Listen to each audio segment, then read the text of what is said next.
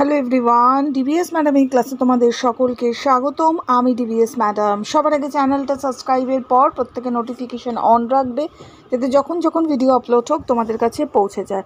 আলোচনার বিষয় আজকে ক্লাস 8 হিস্ট্রি কিছু গুরুত্বপূর্ণ প্রশ্ন দিলাম, ইম্পর্টেন্ট প্রশ্ন, অবশ্যই ভালো করে পড়বে। তোমাদের সমস্ত চ্যাপ্টার্সের লাইন ভিত্তিক পড়া, ইম্পর্টেন্ট 5 নম্বরের প্রশ্ন, 3 নম্বরের প্রশ্ন, শর্ট কোয়েশ্চেন্স অলরেডি আমি দিয়েছি, সাজেশনস ভিডিও সব প্লেলিস্টে পাবে, দেখে নিও।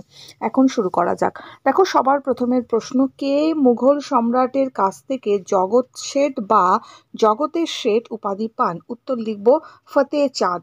নেক্সট পরের প্রশ্নে যাব, বলছে সুবা বাংলার কোষাগার ও ট্যাক্সশাল কার পরোক্ষ নিয়ন্ত্রণে চলত? উত্তর আমরা লিখব জগৎ শেঠের পরোক্ষ নিয়ন্ত্রণে চলত।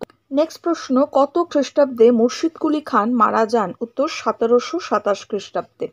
নেক্সট প্রশ্ন, কোন নবাবের আমলে মুঘলদের হাত থেকে সুবা বাংলার অধিকার বেরিয়ে যায়? উত্তর আমরা লিখব আলীবর্দী খানের আমলে মুঘলদের হাত থেকে সুবা বাংলার অধিকার বেরিয়ে যায়। নেক্সট প্রশ্ন, কত খ্রিস্টাব্দে হীরাপদ শাহ রাজস্থান থেকে পাটনায় চলে যান? উত্তর 1652 খ্রিস্টাব্দ। নেক্সট প্রশ্ন, আলীবর্দী খানের দৌহিত্র কে ছিলেন? উত্তর সিরাজউদ্দৌলা ছিলেন হচ্ছে আলীবর্দী খানের দৌহিত্র। নেক্সট প্রশ্ন, আলীবর্দী খানের পর বাংলার সিংহাসনে কে বসেন? উত্তর সিরাজউদ্দৌলা বাংলার সিংহাসনে বসেন আলীবর্দী খানের।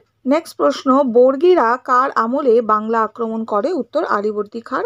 নেক্সট প্রশ্ন, ফরমান অনুযায়ী ব্রিটিশ কোম্পানিকে কলকাতার নিকটবর্তী কয়টি গ্রাম কেনার অনুমতি প্রদান করা হয়? উত্তর 38টি গ্রাম কেনার অনুমতি প্রদান করা হয়।